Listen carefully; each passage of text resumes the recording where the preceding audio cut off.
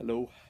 Over the last couple of months, my family has been encouraging me to write, blog about the situations that we're going through and kind of all about it and kind of how we're dealing with things. And I have found that I have started some pain medication, and writing is extremely difficult. I have a hard time getting my thoughts together, and I'm kind of loopy all the time. So I wanted to try maybe just video blogging and see how this goes. I'm gonna try it.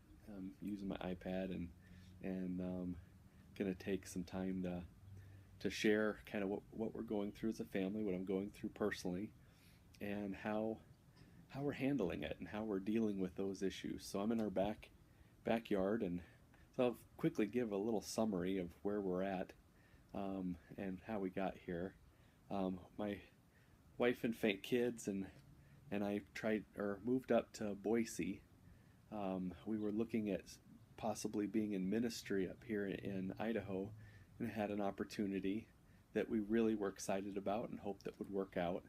And we had a few other options and things that we were definitely interested in. To make a long story short, during the move, I noticed a lump in my armpit, and that lump continued to grow. And once we got up here to Boise, I had it checked out, and ultrasound, biopsy, and surprisingly, and something we're still trying to wrap our mind around, it turned out to be melanoma cancer. I saw a dermatologist, and he did not see anything on my skin at all that would need any kind of checked out. So there's no primary site, just started in my lymph node in my armpit. Since then, I did a PET scan after that, and they found that the cancer had advanced quite significantly to different parts of my body. So I've got it in my shoulder. It's in this armpit here, this shoulder. It's in my neck. It's a spot on my lung, ribs. It's on my pelvis, two spots on my liver, and there's probably other places too. And that was a while ago, and so it may be advanced since then. And I've noticed a few things that places where it's probably gotten into. Thankfully, so far, although it's been very painful, the bones and the tumor in my armpits really digging into some nerves and causing a lot of pain in my armpit and in my left arm.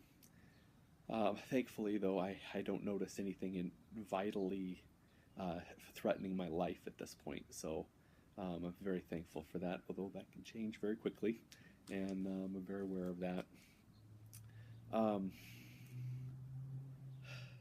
that's been hard news, and hard to deal with. I could say today I'm dealing with a great deal of pain today. My arm is doing a little bit better. The nerves are, but my abdomen is, just whole midsection is just very painful today, and just achy. I'm having a very difficult time sleeping, only getting a few hours a night. I don't think I've slept more than 2.5 hours together in a couple of weeks, and that's getting me. Thankfully, I've started some treatments. Started them about a week and a half ago or so, and there's some signs that it may be working. And if you want to read like our Caring Bridge site and things like that, have more about what that's doing. I'm hoping that there's some relief there, even if it's temporary, but I don't know. And obviously, this has been very difficult to face. Hearing those words, you have terminal cancer, it's not curable, is with your wife in the room with you, and now starting to feel the slow progression. Although with melanoma cancer, it's not that slow; it's moving pretty quickly. But having to now deal with it, and with the pain and the consequences of it. I'm on pain medication, but it's not helping a whole lot, and helps keep kind of the edge off. But it's okay. Um, Thinking it through, as we've gone through this, our immediate response was to the glory of God in all of this, and we know it is. There's no doubt in our mind of that. But we have to live. We have to live through it and go through it each day. So there was a letter I received from a well-respected theologian.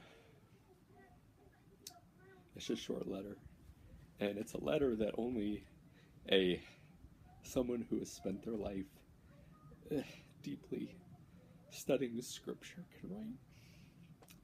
And I don't want to tell you who it's from because it's a personal letter, but I do want to say this statement. He says, "I pray that in the midst of this pilgrimage, you will find that the joy of the Lord is your strength." Nehemiah 8:10. And through all this, it's very difficult to feel very strong. And we've had great moments of weakness, just sorrow, and just sadness, not fear and not doubt, but great sorrow.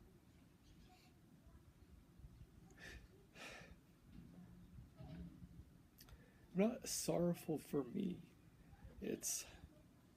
I'm not afraid of what the future holds. Obviously there's an anticipation there, but sorrow for my family. I don't want them to experience these things, see them watching your children watch you have a difficult time physically is very hard to do. So strength is not coming from me physically. Strength is not coming from my circumstances. Strength is not something that's coming from medications or visits with the doctor or therapy or any of those other things. There's no strength there. I have no strength. These words of "may the joy of the Lord be your strength" has been something that's really challenged me. And I realized that there is a joy in knowing God. There's a joy in meditating on Him, on thinking on who He is, and not on who I am. There's a joy in realizing that God is the creator of the universe, and I'm not, and that I trust Him, and that He loves me, and that He has shown His love for me in His Son, Jesus Christ. In those areas, I'm very thankful.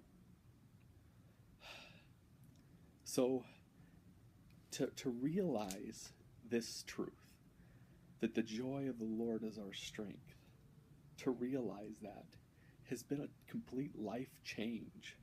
It changes what I listen to for music.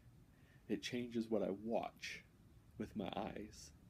It changes my daily constant meditation. I'm enjoying reading books like the Psalms.